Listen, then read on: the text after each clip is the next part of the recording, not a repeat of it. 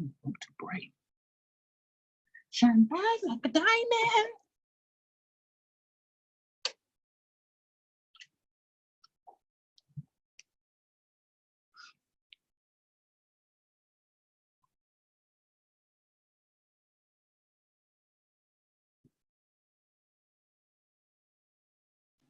Thanks for joining us.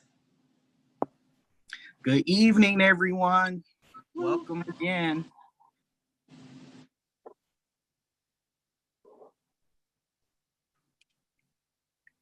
Let's see. Room is getting full quickly, and we're there. We have arrived.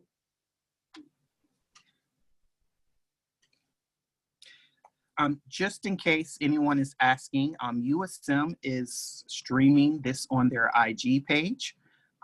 It is OU_USM, which is on Instagram. It's OU_USM on their Instagram page. Are you recording, Ray? Yes, we are recording.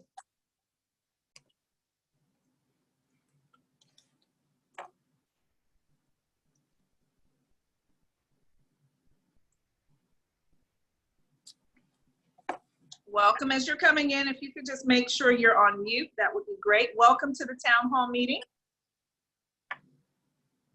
Glad that you are here.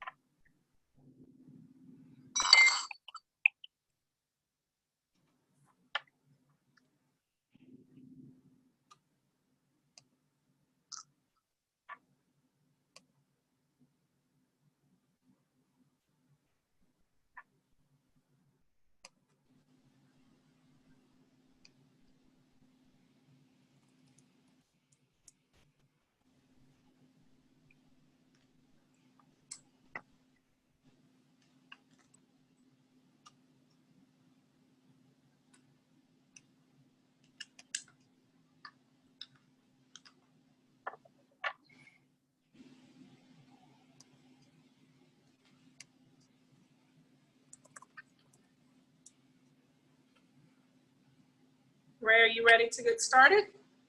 Yes, ma'am. I'm also going to pull up the website so individuals can know exactly where to go find the reopening plan. Okay. Let me grab that also. For those who would like to follow along or to read, you can go to oakwood.edu, and right at the top of the page, you will see the COVID button. And we're going to click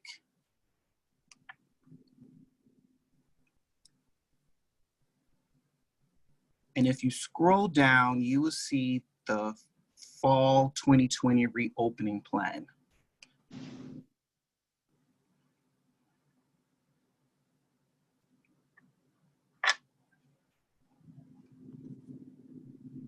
That's just for your reference. But we're going to ask Chaplain Pileggi if he can, at this time, open us up with prayer, please.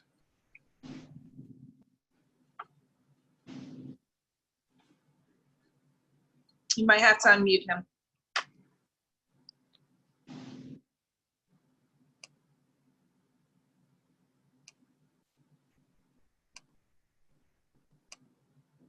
All right, thank you. Let's pray, family. Father in heaven, we thank you for everyone that's on the line tonight. We thank you for the Oakwood administration, faculty, and staff. We thank you for all of the parents and students who have joined this town hall.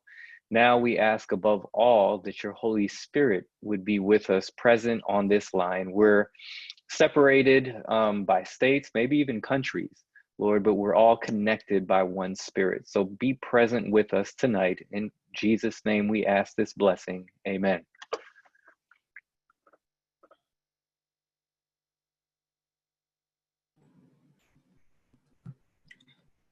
Amen. Amen. Amen. This mute button's a little tricky. Well, we want to say welcome to everyone. We're glad that you are here, and we're going to get started now. So Ray, I'll turn that back over to you so we can get started. Great. And at this time, we're going to ask Dr. Pollard to come on, and he's going to give us a welcome. Thank you. Thank you. Thank you very much, Ray. Thank you very much, Audrey. Tonight, we have a very important phase of our conversation, and I'm very grateful that we can take some time and actually answer the questions that are on the hearts and minds of many of our students and their families. The demand has been so great for this kind of communication that we've actually put in another event tomorrow night just for parents. And so if you parents are on the call and you happen to notice that both Ray and Audrey are giving priority to student questions, it's because this town hall is done in conjunction with our USM.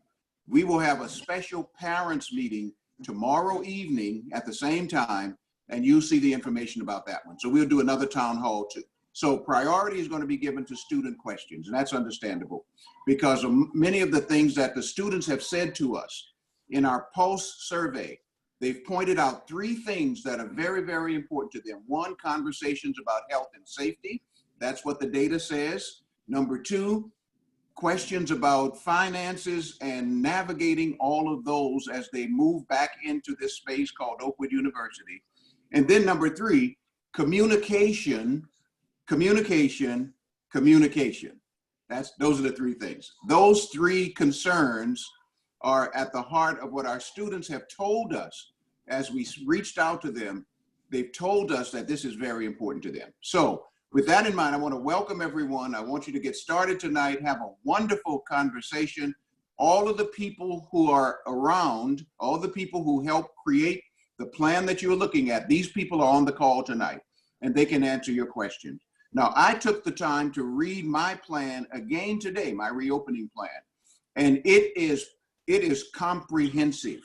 And yet, however comprehensive, there are always smaller questions of logistics and sometimes a protocol that could never be incorporated into one plan. This plan is 27 pages long. It could have been 57 pages. So we're grateful for everyone and for everything that they're doing. We're looking forward to you coming back to campus in a safe and COVID protected environment, and then working together with us to make sure that our university continues its mission. We hear you. We hear you. 80% of you said we want to be on our campus. This is our university home. We hear you. Now we are making that home as safe as we possibly can. So may God bless you. Welcome to everyone. And please enjoy the evening. And then parents, I'll be back again tomorrow night and we'll get a chance to chat some more. Okay, so thank you. God bless you and welcome to everyone. Thank you, Dr. Pollard. We're going to continue now with another welcome from our USM president. Jordan, are you here? It'll be Dana. Actually, Audrey, Dana. It will be Dana. All right, Dana Wallace, if you could go on and give us that welcome. Welcome, Dana. So hey guys, welcome to the second night of our fall reopening plan. So on behalf of Jordan, who couldn't be here, who wanted to be here, and our USM family, we say welcome. So there's been a lot of hard work put into what you will see done tonight. So we're excited to share that plan with you, answer questions, and we can't wait to see you in the fall. Thank you, Dana. Also want you to know just a few housekeeping. We will continue with the program. Welcome to the town hall meeting. We are glad that you are here to gain information about how the reopening will happen for Oakwood University in just a few weeks. It's important that you know this vital information. And we're gonna tell you during this time, and we'll put it once we open the chat where you can just download that link and bookmark it for your reference. The plan, as Ray has said, is on the website and it's on the screen, I believe, still. If not, we'll pop that up so you can also see exactly where it is, and we'll help you with that information because we want to make sure that you know exactly where it will be. And tonight, as Dr. Pollard said, our focus is on students and the questions that they have posed to us, and making sure that those questions are answered. So if you could just bear with us, we'll let all of the speakers tonight go through their entire presentation. Their presentations are not long, but they are very informative. And then at the end, we will open the chat and we'll let you ask your questions. And we will address the questions as best we can. If we cannot get an answer, we will make sure that we get that soon. Ray, can you tell them a little bit about how we'll handle the FAQs after the calls from last night and tonight? Sure. Okay, everyone. After we've gone through all the presentation, we will open the chat room up for questions and answers. We are going to ask everyone to please be respectful in their questions. This is not the time for us to state opinions. We want to make sure we address the questions that you have.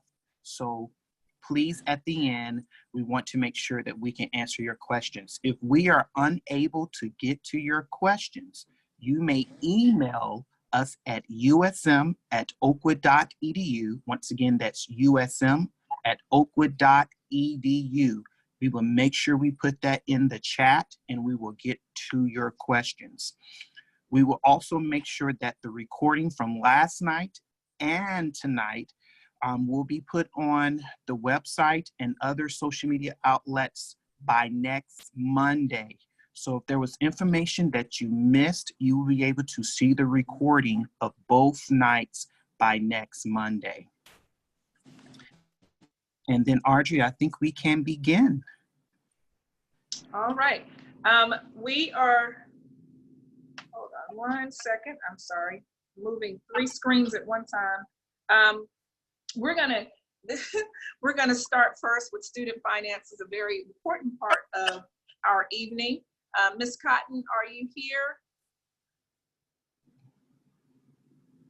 Ms. Sabrina Cotton.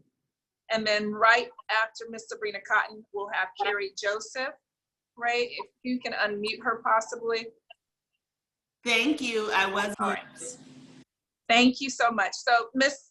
Sabrina Cotton is our VP for Financial Administration. And so she has some very important information. So we'll give you the floor now. Thank you.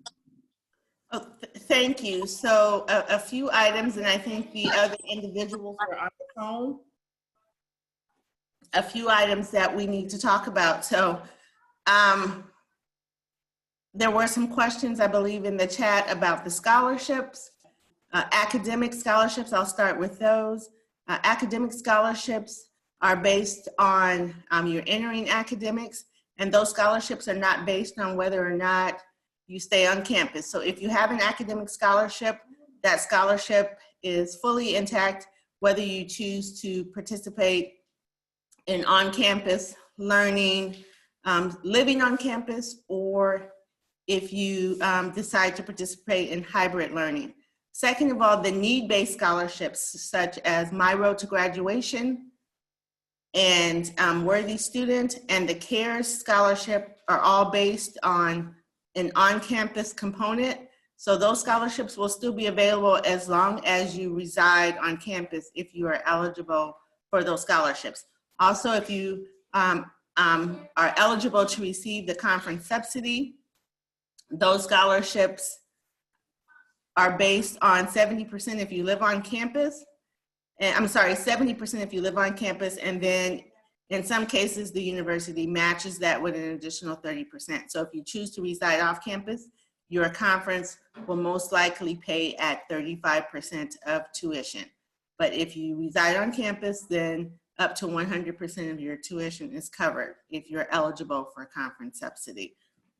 So that's a little bit about the subsidies and the scholarships. We know that there were a number of questions in the chat last night about that, so we wanted to address that as well. A number of you have already financially cleared. We are open for financial clearance. Ms. Carrie Joseph is going to talk about that for a second. And then I think Mr. Jorge Bartholomew is on the phone, so he's going to talk a little bit about the process for student employment. Student employment, we will be offering student employment this semester, but most of the jobs will be for students who are residing on campus. We do not have a number of jobs that can be done remotely. So those jobs will be for on-campus jobs. The third thing I think that Carrie, that a number of questions are asked about is the U.S. CARES money, the money that the university received from the federal government. There's a link on our website that's going to be updated under COVID to tell you how many scholarships we've issued, the average amount, how many we've issued, the average amount of each award. Additionally, that was our first round. We do have a second round of awards coming out. There were a number of questions about technology. That second round or the first round can certainly be used to purchase technology you need to participate in school. So we do still have a second round coming out, and I think Mrs. Joseph is going to highlight that a little bit. I think Ms. Young is on the phone, so we will be doing some Zoom financial clearance sessions with Student Financial Services, which is financial aid and student accounts combined, so that if you have questions about financial clearance or you need assistance in clearance, we will be holding some of those, and I think Tamara may be going to talk about those.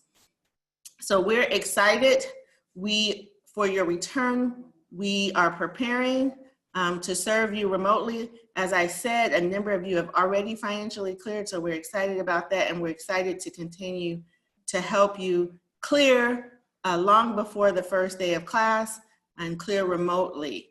So Audrey, I think we covered most of the questions that were in the chat. Were there any additional items that we needed to cover? Not that I know of at this time. If I'm sure you're staying for the entirety of the program, so we'll open the floor up for specific questions and let you answer those later.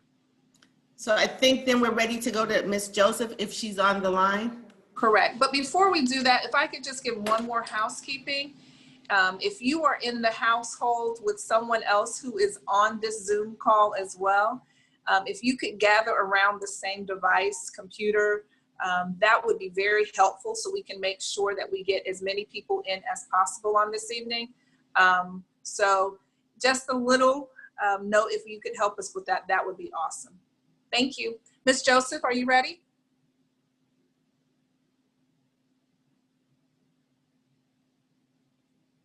Ray, you may need to unmute her.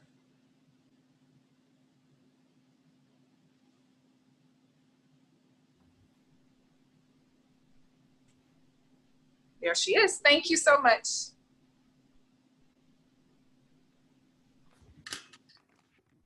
Hello, good evening, everyone. Like I said, my name is Carrie Joseph, and I am the Director of Student Accounts.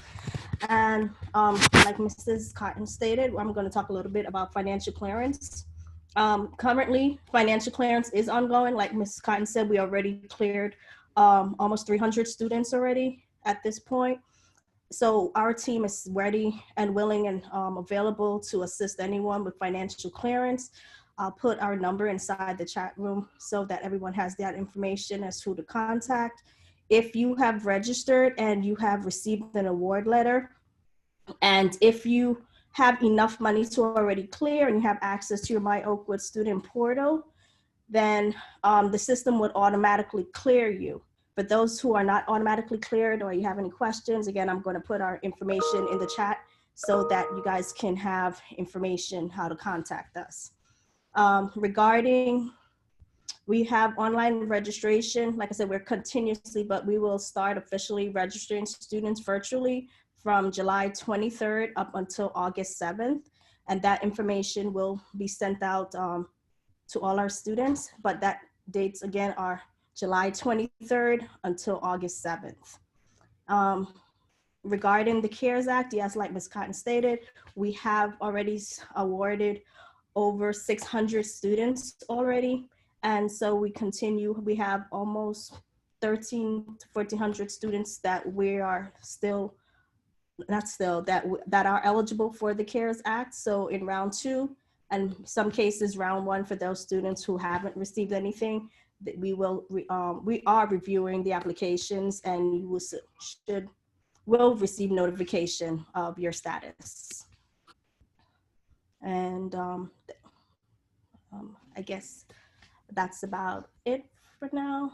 Is there anything else that I may? That's a good overview. Okay. What we'll do is we ask everyone to hold their questions, and then when we open up after everybody's presented, then we'll get back. Okay, that All right. works. Thank you so much, Ms. Joseph. Okay. That was a presentation from our Student Accounts Department. Dean David Knight, are you here and ready to go? Dean David Knight is our Vice President for Student Services. So Dean Matthews is going to present for us. Dean Matthews, okay, perfect. Dean Matthews is Assistant VP, there we go.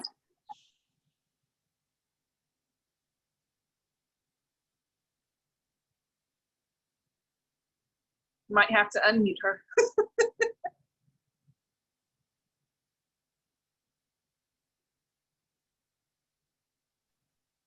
Thank you. Thank you, Audrey and Ray. Can I share my screen?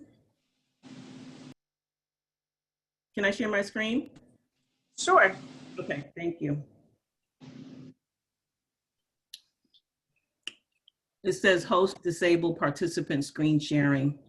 Ray, can you let her share her screen, please? I'm sure he's right on it.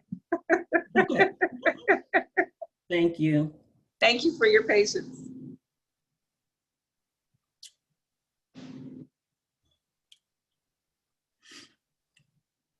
There you go. Thank you.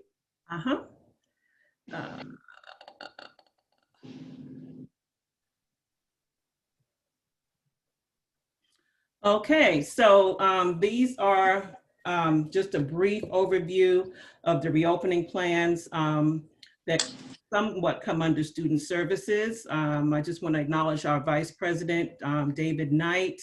Myself, I'm the Assistant Vice President for Student Services.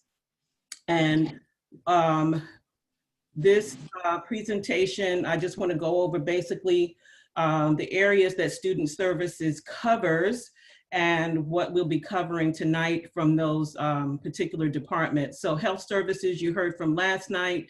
I'm going to give a brief overview about dining services and residential living, and student activities will be from Raymond King.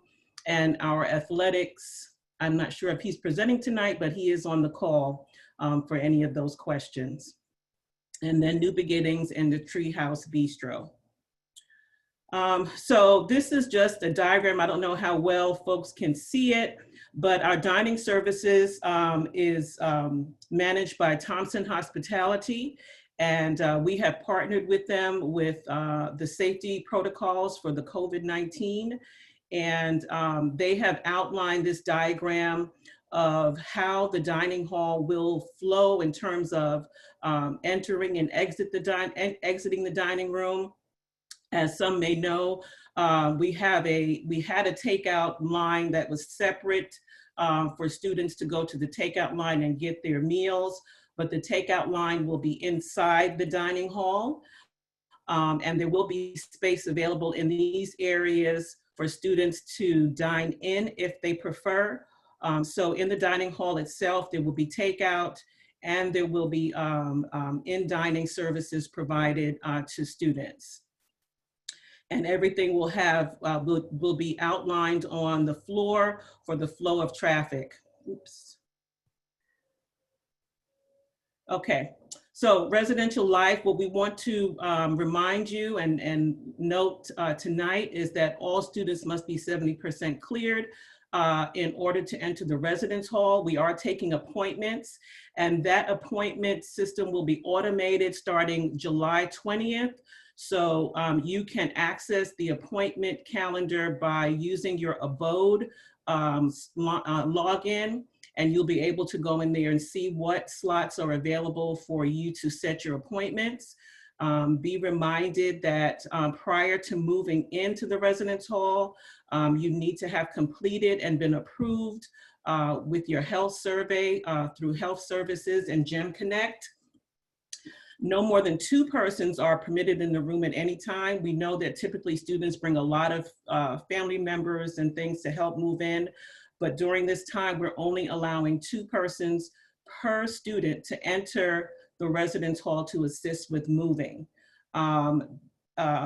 If there's a roommate, that roommate will have to make their own separate appointment, and they will also be allowed to have 2 people to come into the room with them to help move in. And we'll have some downtime in between both of those move-ins so that there'll be time to make sure that everything is ready for that second student to enter the room. All the residence halls will be set up following the university COVID-19 safety protocols. And again, you can find those on our website, as was stated at the beginning of this meeting. Students are expected to have their own thermometers and disinfectant. There is a possibility for some, if you just run out of disinfectant and you need something, the residence hall may be able to help you. I can't promise that we'll have regular disinfectants for everyone, but we know that we would like for our students to bring those things with them, including the thermometer. The resident assistants and the residence hall deans will monitor your temperatures periodically at room check time. And of course, as we stated last night, you will have the ability to self-monitor yourself through the GEM Connect app.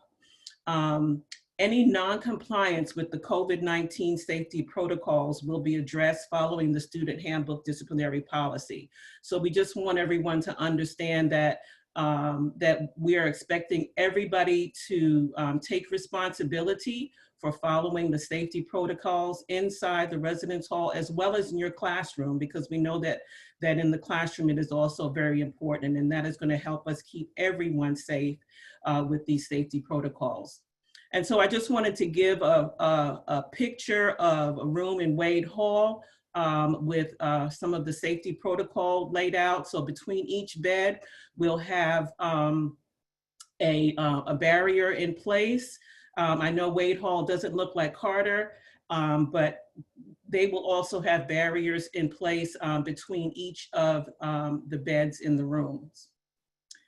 This is the restroom or bathroom in Wade Hall. Again, I know Carter has a different layout.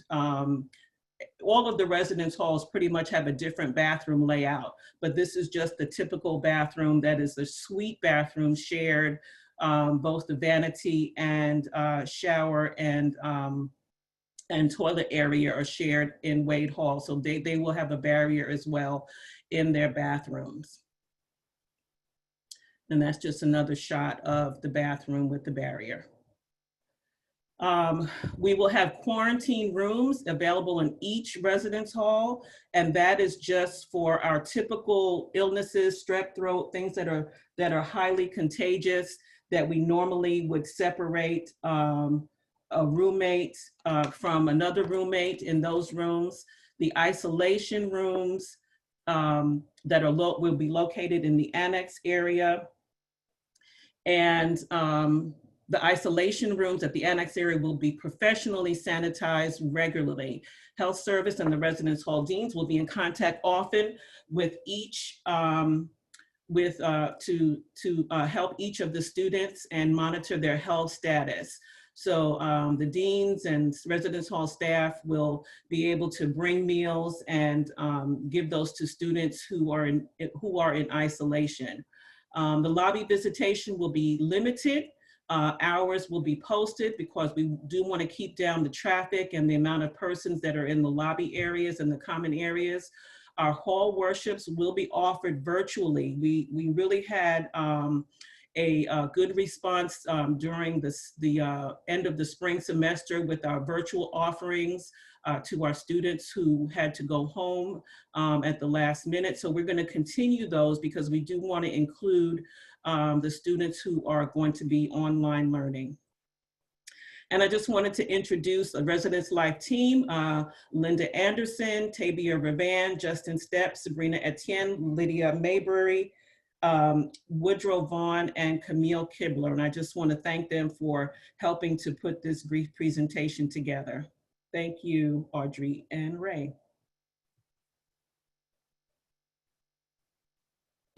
Thank you, Dean Matthews. Very informative information. If you have any questions for Residential Life, Dean Matthews and her team, just make sure that you jot those down, and we want to make sure that we answer them as soon as we open up that question and answer part. We also have our athletic director, champion, four-time champion athletic director. He may have more than that, but 4 that are recent, and we're excited that Mr. Simon Jacobs is here, and we're going to ask that he do a brief presentation at this time. Mr. Jacobs, I saw you. Are you there? Ray, you may need to unmute him.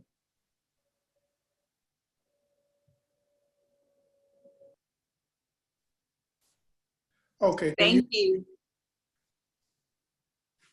Can everybody hear me? Am I on mute? You're on. We can hear you. Okay. All right. Good afternoon, everyone. As she stated, my name is Simon Jacob, and I am the intramural and the athletic director. And of course, you know that the program, the athletic program, is a vital part of the Oakwood experience. Due to the COVID outbreak, the CDC and the Task Force Committee, the athletic program, the fall program is going to be put on hold until the spring. And the fall program consists of the volleyball, women's and men's soccer program. The men's basketball program, which is considered a winter program, will be looked at as we get closer to the basketball season. In reference to intramural sports, we're going to make sure that we can provide some type of recreation, but it has to be consistent with the guidelines that have been handed down through the governor, through the CDC, and through the Task Force Committee. But we're looking forward to you all coming in the fall, and if you have any questions, I'll be more than happy to answer.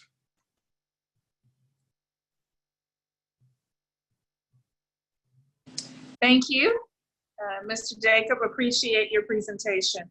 We're going to keep it going, and Ray King, he is our Director of Student Activities. I was going to say Student Life. Student Activities has a lot of engagement with the students, and so Ray, my co-host, we are waiting to hear from you. Make sure you unmute yourself. I will. Thank you, Audrey. Good evening, everyone, again. I know one of the biggest components that students are trying to figure out is how would their social life at Oakwood will continue. So it is a challenge. However, we definitely want to make sure that they are still able to have some type of engagement, but still practice social distancing. So what does that mean as far as activities and events that are involved? Well, we're going to have to split up a lot of our activities. So we may have an event that happens multiple times throughout the day, and our students are going to be encouraged to sign up and pre-register so we can make sure we keep the numbers low and make sure there's social distancing going on. After every event and before every event, we'll make sure we have sanitized the areas that the students will be using. We're restraining from we're also making sure that we stay away from activities that are typically up close and personal and face-to-face. So we're trying our best to make sure that we pick activities that students can feel involved, but also practice social distancing. We're going to be doing some virtual events. We're going to try to do a lot of events outside so we have plenty of space.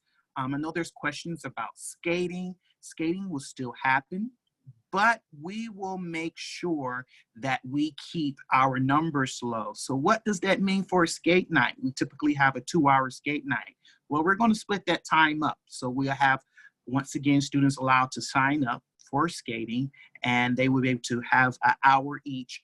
Once again, making sure we practice social distancing and making sure that there is a time slot for sanitizing. I can't stress sanitizing, masks will be involved.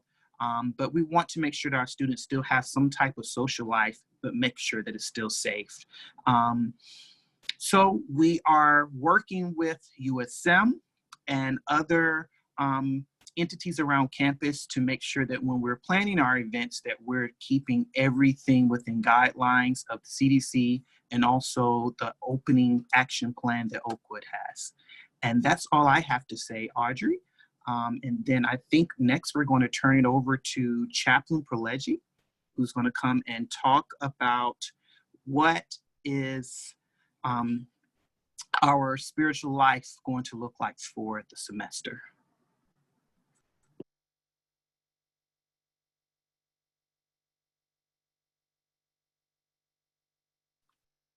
All right, and I'm just going to share my screen for a second. I have a brief presentation to go over with you. It won't take long. Office of Spiritual Life, it's 3 of us there. Let me go back to the top. 3 of us at the Office of Spiritual Life. That's myself. You see my email address there, apileggi@oakwood.edu. Corey Douglas, who goes by KP, our Senior Associate Chaplain. K.O. Douglas at oakwood.edu. Majeen Bonzil, who is our Assistant Chaplain. M. Bonzil at oakwood.edu. And so you'll have this so you can pull up the recording later just in case you need to reach us for any reason. That's the best way to contact us. So what are we going to do with our worship services? Of course, we have our Thursday chapel and our AYM release. Really what you need to focus on is the red lettering. With COVID going on, we're looking to have hybrid services. One of the big challenges that we're having is that most of our services, chapel and AY, are held at Oakwood University Church. However, the church is governed by the conference, and the conference currently is keeping the churches closed. And so we're looking to a different venue. It will most likely be a hybrid program. In other words, our participants will attend, and then we'll stream the services to the students. Depending on the venue that we select, we may look towards allowing some students to come, but of course, we're going to have to make sure that the space has the capacity so that it's not, we're not having too many students there. And then of course, who do we determine can come? And so that's why we're leaning towards hybrid right now, but we'll evaluate that as we get closer to see if we can allow them to come together once in a while for worship. So that's what we're looking at in terms of our major worship services. We also have our collective and small group ministries. This is a little easier to pull off because it's a small group. And so as long as the groups have pre-approved spaces, of course, they'll have to wear masks and practice social distancing, then that can be an option for some groups. However, we are going to promote the use of the Zoom platform. We already have a Zoom account for small group ministries. And so that's what we're looking for there. In terms of our other worship services on campus, we're really gonna have to look at streaming, trimming them down. Some of our campus ministries would meet multiple times per week, and it would be an average of 60 students. That can't happen anymore, especially in the spaces that they were meeting. So we're gonna trim down some of the worship services. Some may have to temporarily be suspended. Now, of course, our students are required to get worship credit. So we're going to be very flexible with our students. I don't know why I just, okay, anyways, let me keep going. We're gonna be flexible with our students in terms of the worship requirements, and we're going to provide alternatives to just the traditional worship. So what we're looking at primarily is providing online content, video devotionals that they can just respond to and react to. That way they have an easier way to earn their worship credits. They don't have to worry about leaving their rooms. They could just pull it up on their phone, on their device, on their computer, and they'll earn their worship credits that way.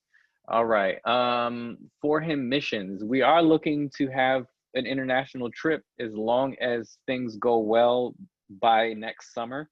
But of course, we'll be monitoring the situation. Usually the way that we do it is we pay close attention to what the major Adventist missionary organizations are doing. If they cancel, we cancel. Because of course, this is their bread and butter. This is what they do all year long. So we really rely heavily on the decisions that they make to influence our decision. But as long as things go well, then we will have our Guatemala mission trip, which is a trip where the students put up pop-up medical shelters in rural parts of Guatemala. And then our ADRA mission trip that location is to be determined. And of course, subject to change based on what's going on with COVID. Our national mission trips, OU has suspended travel for fall 2020. And so we're not going to have a fall mission trip, national mission trip. But the team, you know, we're not really satisfied with not doing anything at all. So we're brainstorming to see what creative ways we can still have some sort of mission opportunity without the students having to travel. We'll update the students as we come up with some ideas. Spring 2021 will take place unless the OU restrictions, travel restrictions have to remain in place. All right. And that's it. In terms of our other services that are affected, our counseling isn't really affected because, of course, that's usually one-on-one. And so the students would just come to the front desk, which by that time will have the shield up.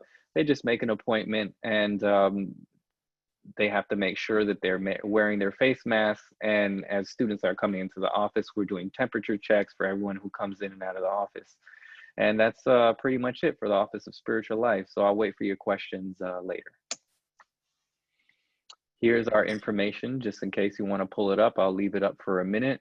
That way you can always come up and check the recording and you can contact us. Thank you. Thank you, Chaplain Pileggi. Very good information on how we will be making sure that we are still transforming lives through our spiritual life department. Very good information. I'm going to, Mr. Bartholomew, we're gonna keep it moving so we can get to our questions. If you are here, I would like you to give a brief overview of what student employment will look like starting in August. Since we are talking to our students this evening, if you could give that information, that would be great. Ray, you could unmute Mr. Bartholomew. Good evening, everyone. Thank you. We are going to follow the procedure that we've been following in the past for all returning students. Keep in mind that on-campus jobs, as Ms. Cotton has indicated, is going to be reserved for those living on campus. The portal for applying for job is being done through My Oakwood and NeoGov. You will go to NeoGov, apply for the position that you're interested in. You need to upload your course and fee statement that says that you are 70% financially cleared with at least 6 credit hours. Once you submit the application, it will be sent to the hiring or supervising manager for the department that you're interested in working for. Some of you probably returning to those areas as you did spring semester. So those supervisors have to approve your return. Once the supervisor returns, it comes back to the Student Employment Office. We will verify that you can e-verify everyone. We are now, not now, but we are responsible to e-verify everyone, every student that plans to work on campus for the Department of Homeland Security. If you have already been e-verified, then the process will approve and you will be receiving an email from our office indicating that a time card has and that you can go ahead and start employment. Employment is not going to begin until August the 10th for fall semester, unless you are a student that has been requested to be here prior to the start of fall semester. I'll be glad to answer questions once the chat room is open. Thank you, Mr. Bartholomew. You're welcome. Very good information. And we're going to, actually, it's time. It is 7:46. We have about 44 minutes to ask and answer questions. And so, Ray, if you can open that chat room, I'll open our chat room. And we're going to try to go in the order of the presentation. So we'll start with Ms. Sabrina Cotton, our VP for Financial Administration, and Ms. Carrie Joseph, our Director of Student Accounts, so they can give that information. So if you all will put now your questions for that, those two presentations in the chat room. I'm also going to list in the chat room our the COVID reopening plan, the university reopening plan. Chief Harris is also here, so if you have any questions, he can answer those as well. He is our University Police Department chief. He is here, and so he's going to answer those also. So we're going to get to those questions. I'm going now to make sure that I am. And once again, Audrey, I want to remind everyone we will be going in order. So we'll be asking questions relating to student finance. So if you have questions regarding student finance, those are the questions we will be answering at this time. So the first one, and I think we talked about this in one of our meetings today, and Ms. Cotton, if you could answer, there is a question about the OU Care scholarship and OU Care funds. So can we give the definition of what the two are? I think there's a little bit of confusion with how those two operate. And so if you could decipher between those two, that can be our first question. So, and I will try to answer a few other ones, Audrey, so if you could keep That's perfect. along in the chat, because some of them are very interconnected. So there are two CARES, a set of CARES funds. One is CARE and one is OU Fed CARES. The OU Fed CARES is the money that we receive from the federal government, $786,000 that we are passing through to students, of which Mrs. Joseph already mentioned we've awarded over 600 students, and we still have about 700 left who are potentially eligible left to award. So there will be a second round that we're working through the scholarships. So that is the money from the Fed CARES. Then there's the CARE scholarship, which is for first-time freshmen. It's a work program where the students are complete an assessment through the Career Connection Center and a career assessment, and then we try to match them with a job on campus that's aligned with their career. And if they agree to put the money on their account, they're awarded up to a $3,000 scholarship for the CARE, which is the Career Access and Readiness Education scholarship.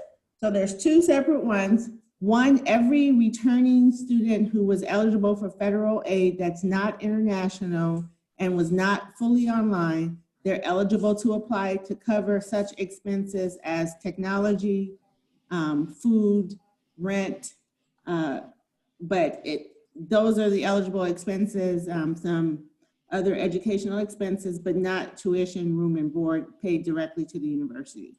So that, I think that was part of the question, Audrey, is I saw a question about international students. So international students are not eligible for OU Fed CARES. That was money from the federal government. The second part of that, though, is if there is, and I think Tamara Young and David Richardson are on the line, perhaps they can put this in the chat. There is an emergency fund that is operated by the Vice President for Mission and Student Enrollment. And they do have an emergency fund. I think Chaplain Pelleggi also works with that. So if there is an international student who needs some emergency aid, there is another fund that they can apply for. And I think Chaplain Pelleggi or Tamara can put some information in the chat about that. I think that answers the CARE scholarship. The other questions in the chat, there's 2 or 3 questions in the chat about, is the tuition rate different for online classes? In actuality, the technology required to deliver an online class is actually making the deliverable of an online class slightly more expensive than a traditional on-ground class.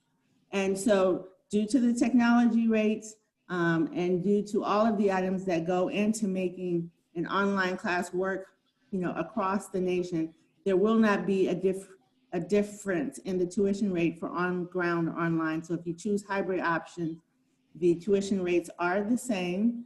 Over time, there could be differences, but for this initial rollout for the hybrid, the tuition rates are the same. So I think there were about 5 questions on that. Arjun, did you see any more I see there's a couple on student accounts, so. There is one about can a student apply for the OU Cares and the OU Fed? Can they do both of those? And this is another question, will the percent to clear be reduced because of parents having financial difficulties during the pandemic, or will they have a longer time window to clear? So we give a pretty substantial time window to clear. You have 14 days after the first day of class. So virtually you have to the end of August to clear. The other item is, especially for the students that are online, I mentioned at the top that your academic scholarships are fully intact. So that should help for the students that are fully online because they're not covering room and board. So that's an additional item. Further, for the freshman students, of course, we have the OU Cares. And for the on-ground students, of course, we have worthy student scholarships. So we are not giving additional time to clear, but what we hope, and Carrie's gonna talk about this, we will all be in the Zoom rooms working with students in individual rooms to help every student clear. And if there's always an item where somebody may need some additional time, or they may need a different payment plan. And we are 100% committed to being very, very flexible to make sure every student clears on or before the first day of class. So I think we can work out a plan. So if there's a special need when we open the Zoom rooms, I think it's July the 23rd, we are planning to work with every student based on their situation because there's so many unique situations during COVID.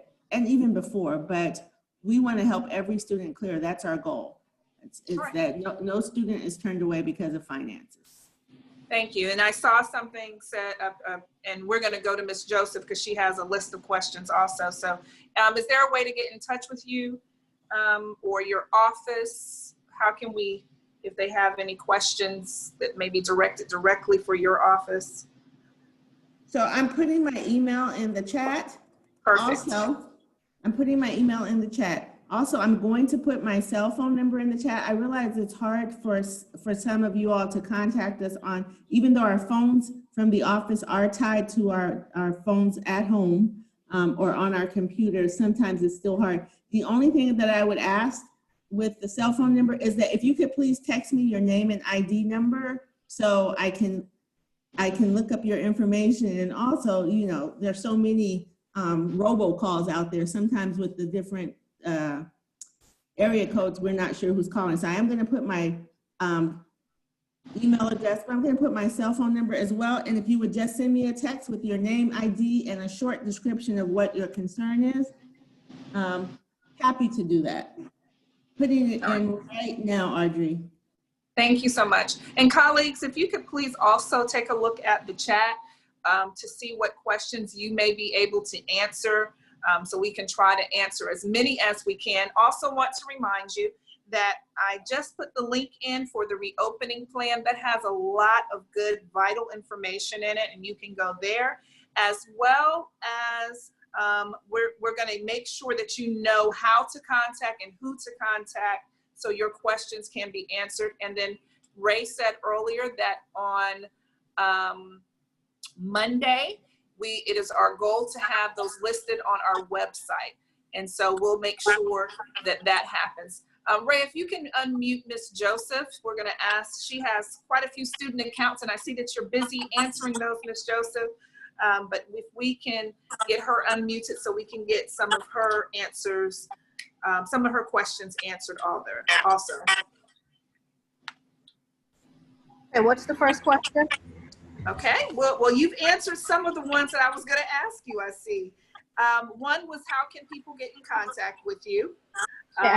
Information out and there. then say again? I'll put my phone number, email is out there, I'll put the phone number and I'll put them both. Okay, I see a parent has asked, are you available for Zoom conferences, for one-on-one Zoom conferences? So prior to the Zoom, we're actually available now, Monday through Friday, our regular business hours, so they can contact any one of our offices, and I'm putting my number in the chat room right now.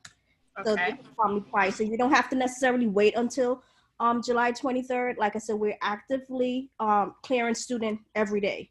So you don't necessarily have to wait until July 23rd. Okay. Another question I am seeing is someone's asking full-time costs and for students on online tuition. If you could just show them or give them a name or number for how that will be taken care of. I have another one, who to contact for transfer scholarships. So with the transfer scholarships, it's being held through admissions. Ms. Trina Young can speak to that as far as who they can contact if they haven't already been awarded their academic scholarship through financial aid. So if they, Okay. All right, and who's the person to contact for scholarships if they don't see them on their accounts as of yet? yeah, that's what I was just talking to. Okay, so that would be Ms. Tamara Young? Yes, she can tell you. who. Okay. So Ms. Young, if you can put your information in there, that would be awesome. I think you've answered most of the questions that we have here. There's a question, I know this is not you, but can we make appointments for financial aid? So we can get either Dr. Richardson or Ms. Young to answer that on how we can answer questions for financial aid. And I'm Ms. Joseph, unless we have something else that pops up, and if you could monitor the chat also, that would be great. It looks like you've answered most of those questions. Okay, I'll continue to watch it. All right, thank you so much. You're welcome. All right, we're gonna move to student life. Dean Matthews. I'm gonna ask this entire team to help with these questions because, and thank you for unmute Ms. Matthews and her entire team, Ray, if you can. And then right after this, we're gonna go to Mr. Bartholomew and then Chief Harris right after that. Thank you. I think some of my team is already starting to answer some questions. I have one that says, if a student has a vulnerability, how will they be housed? We are considering that. However, the student would need to have a documented disability or need for an accommodation from a physician in order to make sure that we are following the doctor's orders, so to speak. And so if you have a vulnerability that is documented and your physician is requesting that there is a requirement for you to be in a room that may protect you. We are still stressing, however, that students maintain the safety protocols with wearing their masks and washing their hands very often. And we know that this is something that does help mitigate the spread of the virus. So that is very important for those students who have those vulnerabilities. Thank you for that question. All right. I'm going through and it looks like you guys are answering these. So I'm going to ask that you take the time to go through the chat also, because some of these questions are being answered on the chat. There's one question asking, set of siblings, both females, who will be moving in, their roommates, are they able to move in at the same time with both of their parents? Because we said there was a two-person maximum.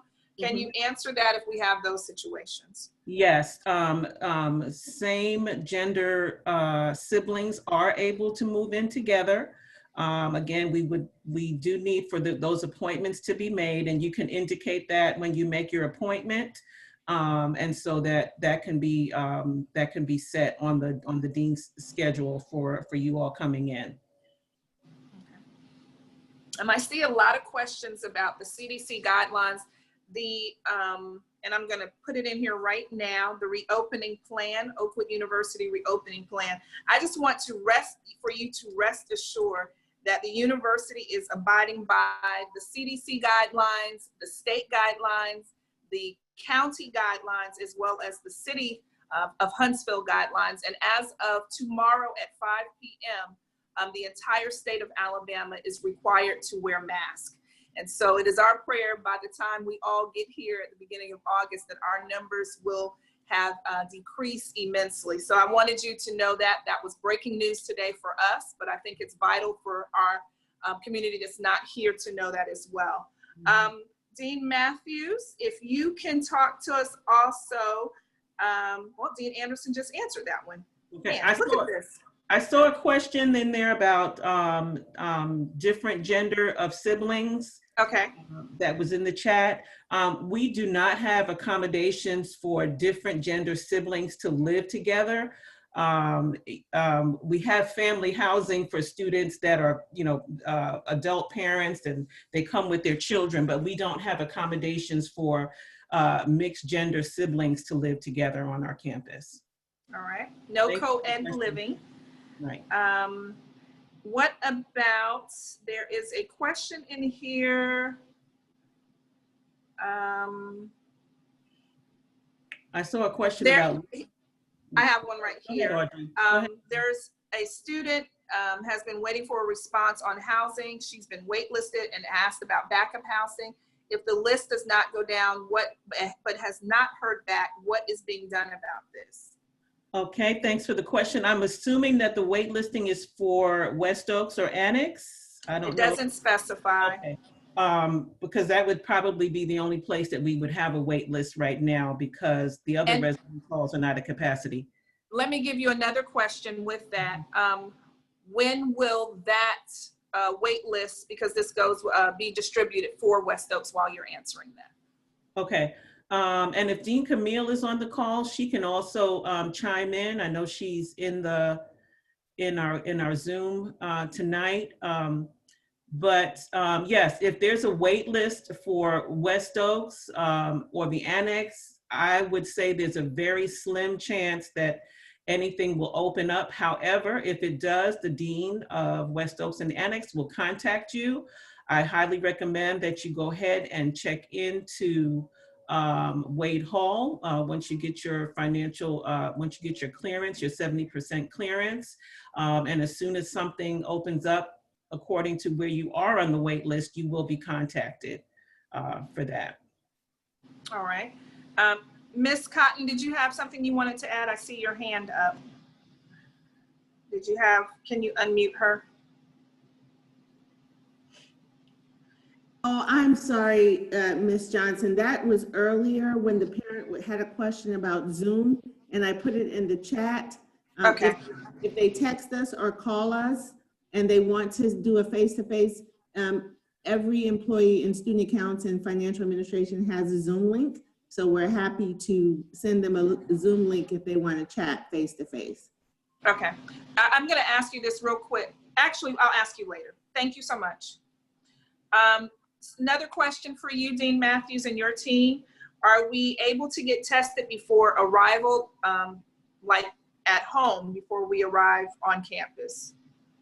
I'd like to have Ebony Moraine, the Director of Health Services, take that question if she's still here. I believe she is. Yeah, thank you. Yes. Good evening. My name is Ebony Moraine. I'm the nurse practitioner for Health Services. We want the students to get a COVID test before they come to campus. When they do arrive, we will be testing all students and then randomly testing students throughout the fall semester. All right.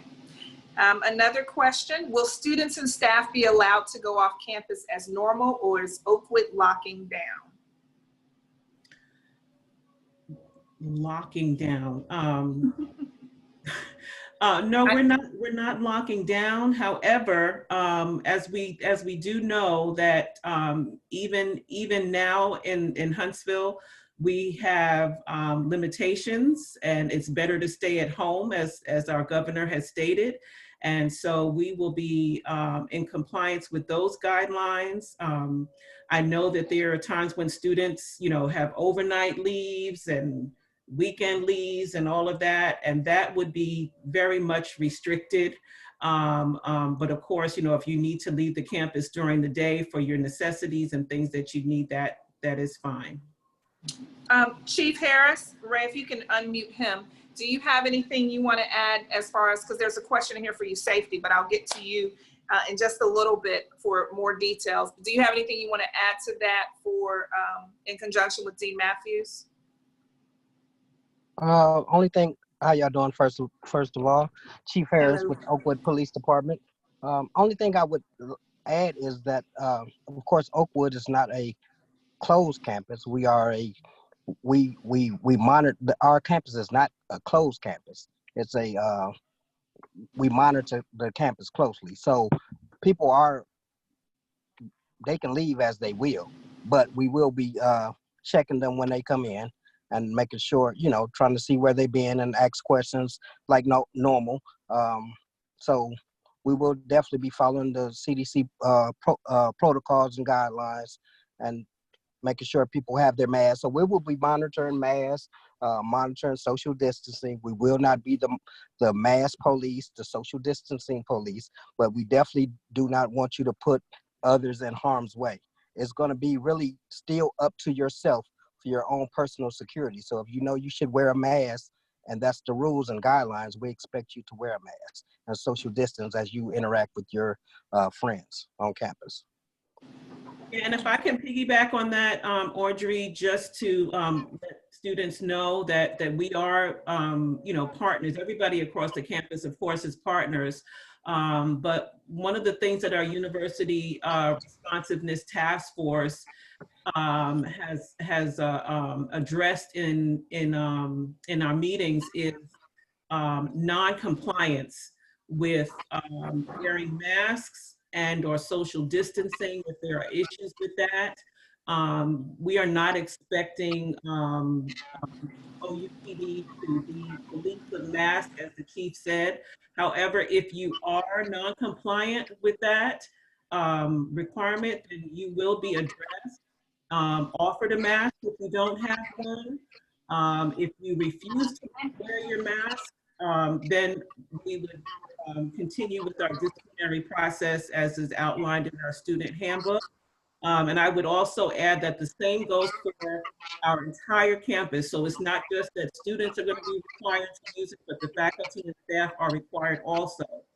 So just as an example, if you go into a classroom and the professor is saying, well, I'm not wearing my mask today, and you need to report that, you can report that to student services or human resources, and we will again deal with those situations because we're expecting everyone to comply.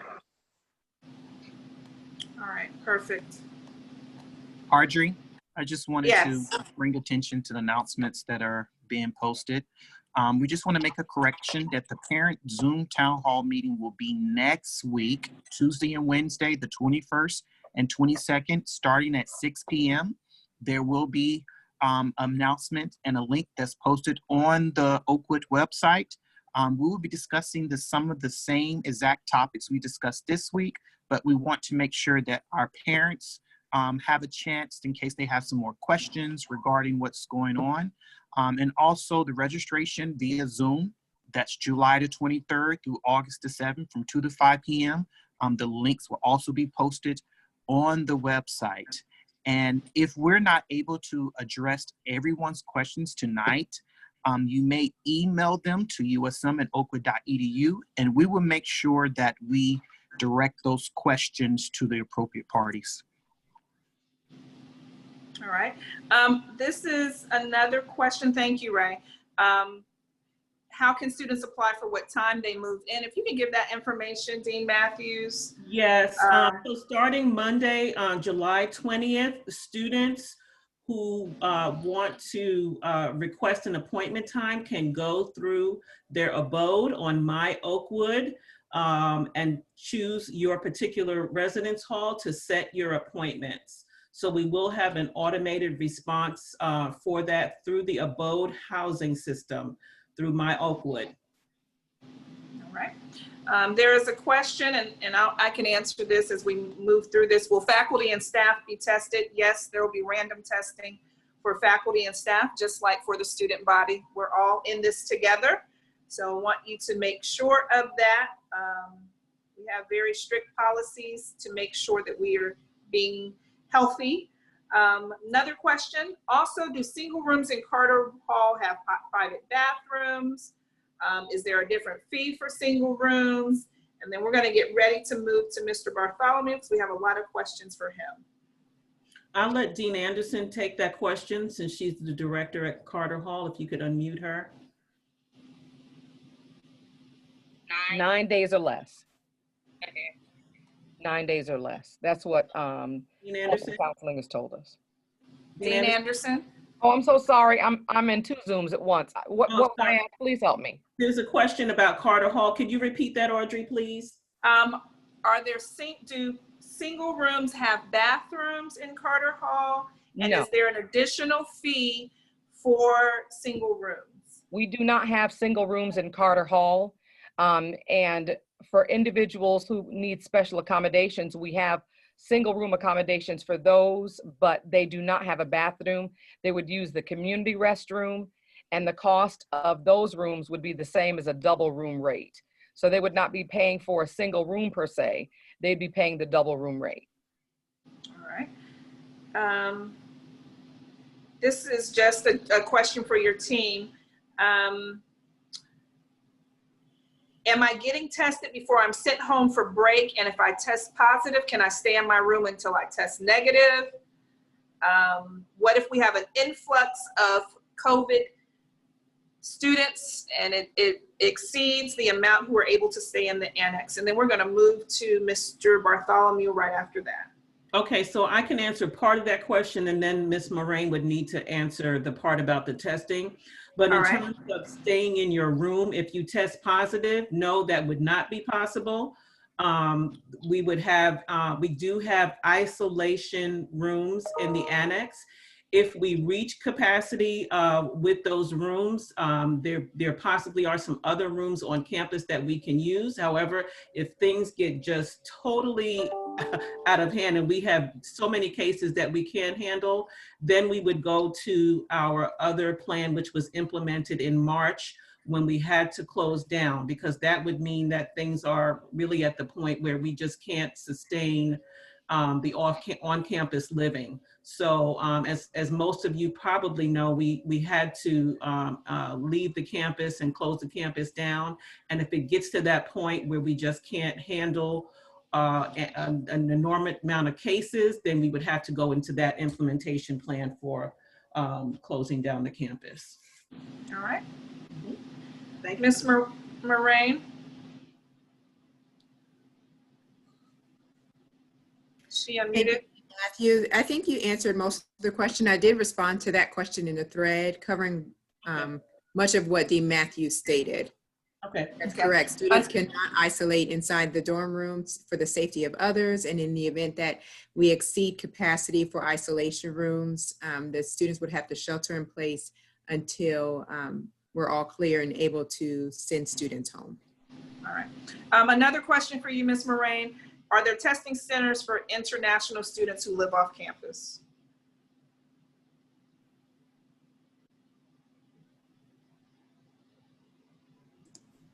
Did you hear me? Yes, I was waiting for the mute button to be released.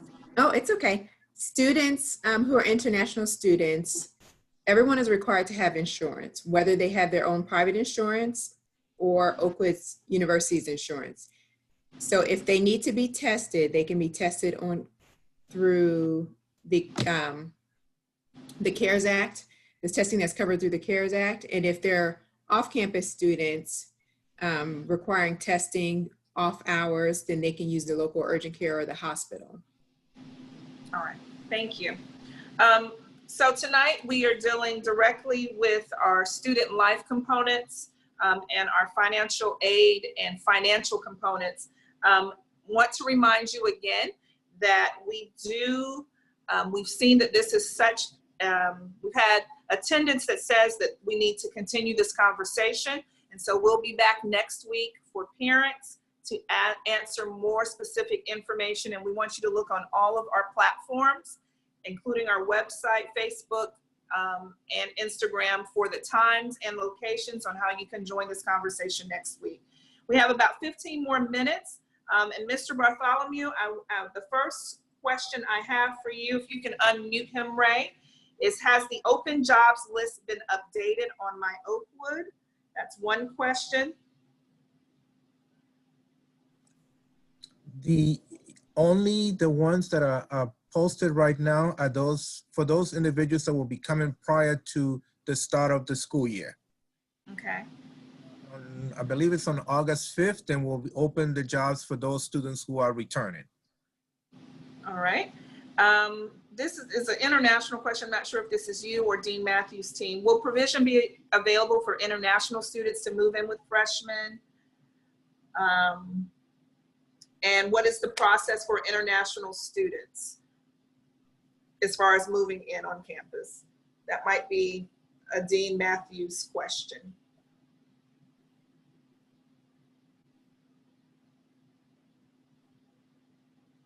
Ray, if you can unmute Dean Matthews, thank you. Okay, thank you.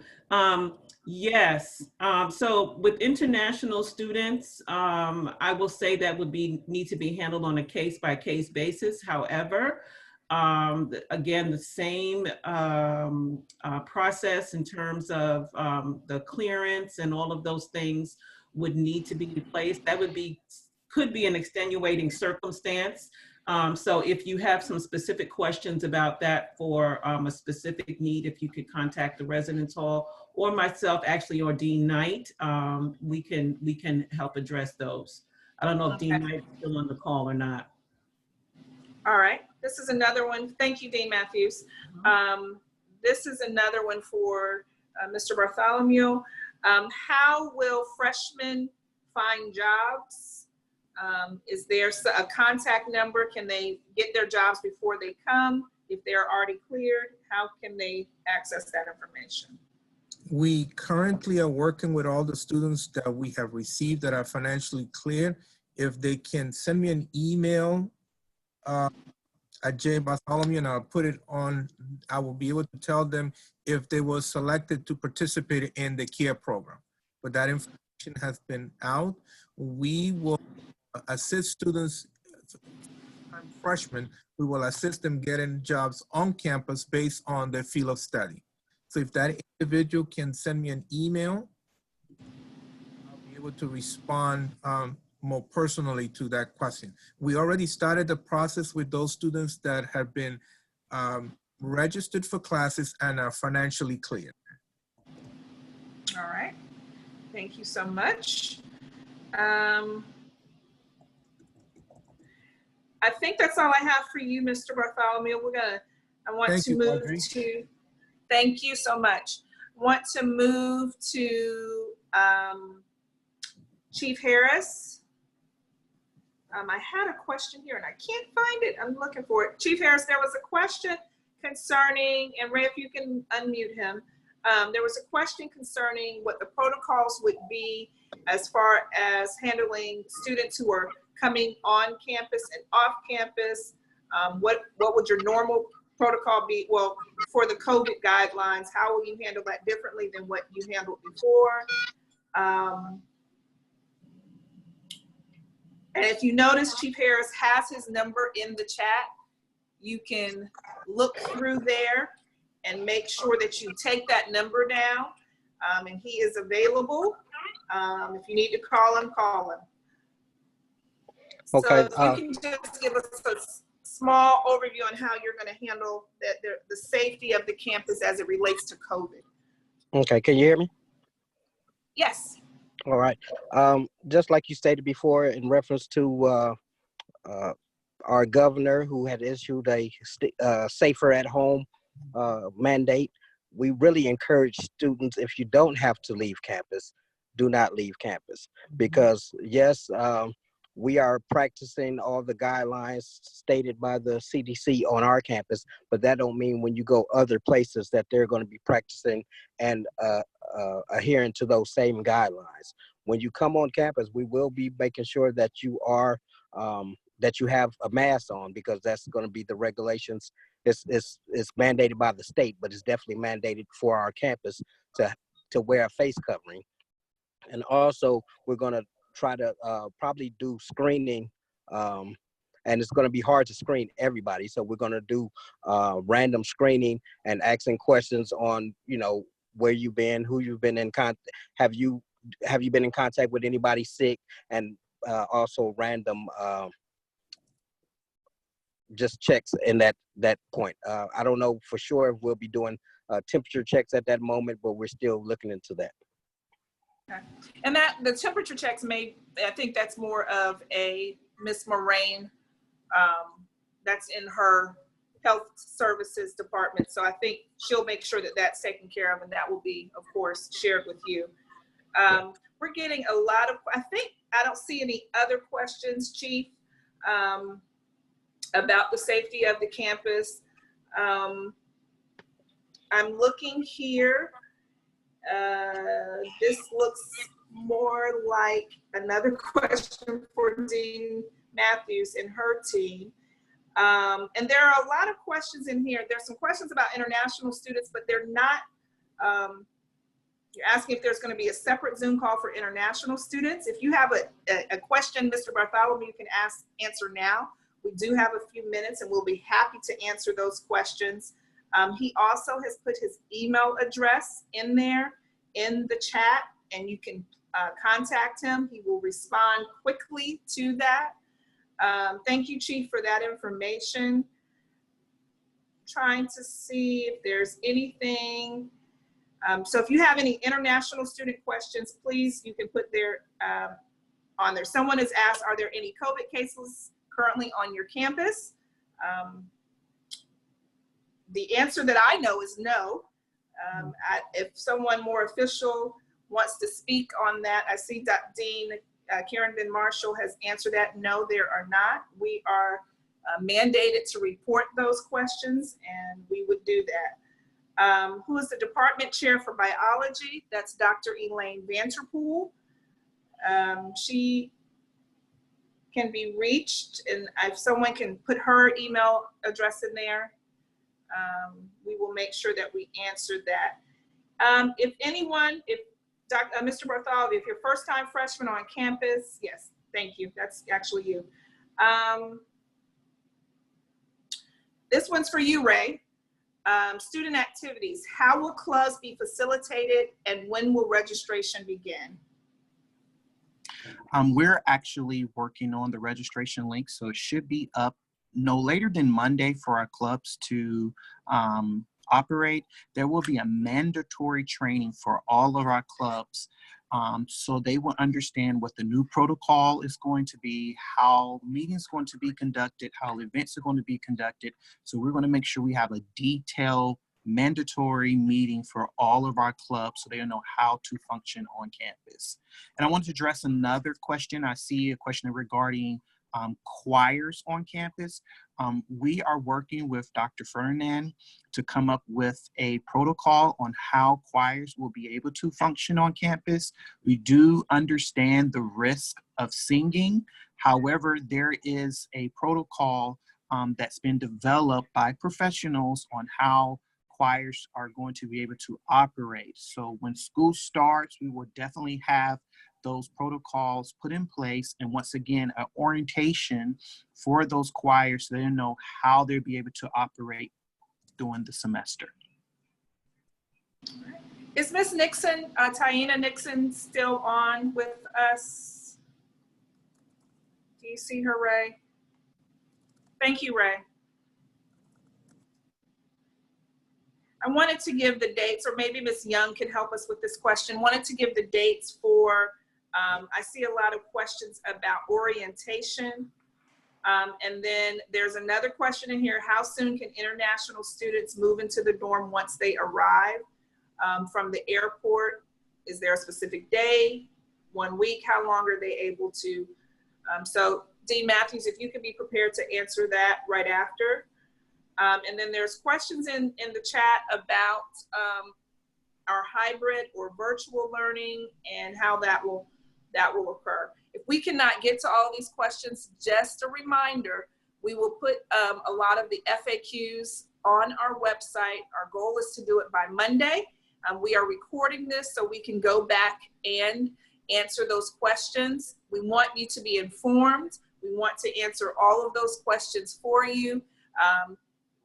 We are, as you know, I'm sure where you are as well, things are changing moment by moment. And so we're trying to stay up with the latest information and convey that to you as well. So if we can answer those questions about international students moving in. Yes, thank you for the question.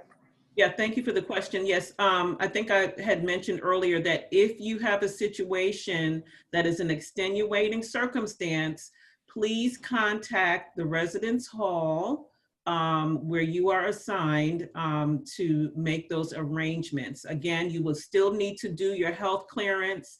You would still need to do your 70% clearance.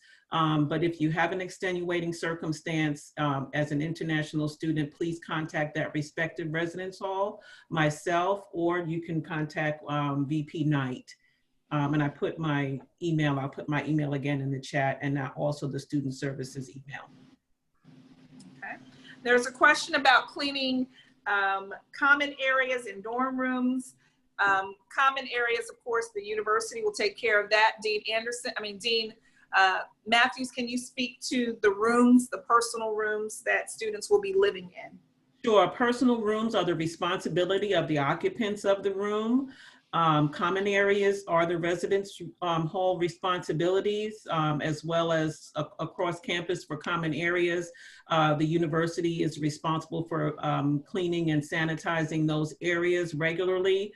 As I think I stated earlier that we are expecting students to bring their own cleaning supplies. If there is a need from time to time to have some help with that in terms of cleaning supplies as we have them available. We are not making any promises or guarantees that we can give you any cleaning supplies. So please make provisions for those on your own. But if the residence hall is able to do that, they will do it. All right, thank you. Well, it's 8:29 and we're so thankful that you joined us. There were a lot of questions about academic life, and we covered a lot of those last night, and we will cover them again on next week. If you could be so helpful with getting the word out that there is information, another Zoom call, we'll have those next week, and if there's still a need, we'll make sure that we keep a pulse on that and announce additional times. That is going to be Tuesday and Wednesday, same time, 7 p.m. Central Standard Time, Tuesday and Wednesday of next week. So just make sure that you keep abreast of that. If you have some additional questions, please look at the chat now, zoom through it really quick and get those email addresses. Even if you just get one, we will direct you to where you need to go. We are on our computers a lot right now, and we're wanting to make sure that you feel safe sending your student, that you as a student feel safe coming. So we'll make sure that those questions get answered. Check out our Facebook, Twitter, Instagram, and our website. And it's a plug. If you would like to more, since I work for WJOU, Inside Oakwood on Mondays and Thursdays, Dr. Pollard is telling vital information about the campus at 8:30 Central Time. Check that out on Facebook. And if you're local, you can listen to that as well. Want to also point you, and Ray, if you could put that in the chat, the USM email address. You can also send your questions there. It's on the screen, Arjun. Okay, perfect. Put that on there, and that email address is if you have any additional questions. We want to make sure that you get those answered. usm@oakwood.edu. usm@oakwood.edu. Please send those questions and we will get those answered. We want to be as transparent as we can be, but check with us on next week, Tuesday, 7 o'clock, Wednesday at 7 o'clock, and we will get those questions answered. We're happy to cooperate with you. Once again, thanks for joining us tonight. Ray, if you have anything else, back to you. I just want to make one correction. It's going to be at 6 p.m., not at 7 p.m. 6 p.m. I'm sorry. Thank you. 6 p.m. Central. No, just want to thank everybody for coming out. I know we couldn't get to everyone's question, but once again, we wanted to provide an opportunity to just address how we're going to be open up.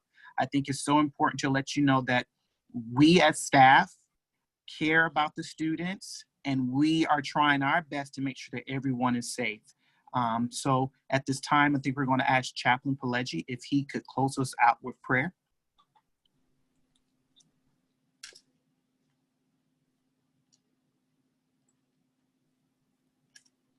All right, let's pray. Father in heaven, we're so grateful for the time we were able to spend tonight. I pray that you would be with everyone on the line as they're making plans to come back to Oakwood. Lord, for those who are still unsure, Lord, just grant them peace and wisdom.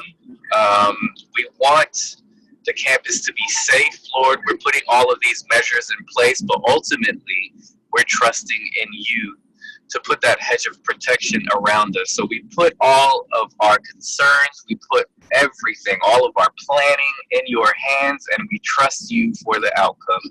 In Jesus' name, we lift this prayer. Amen. Amen. Thank you for joining us. God bless you. We'll see Bye-bye, you back everyone. next week.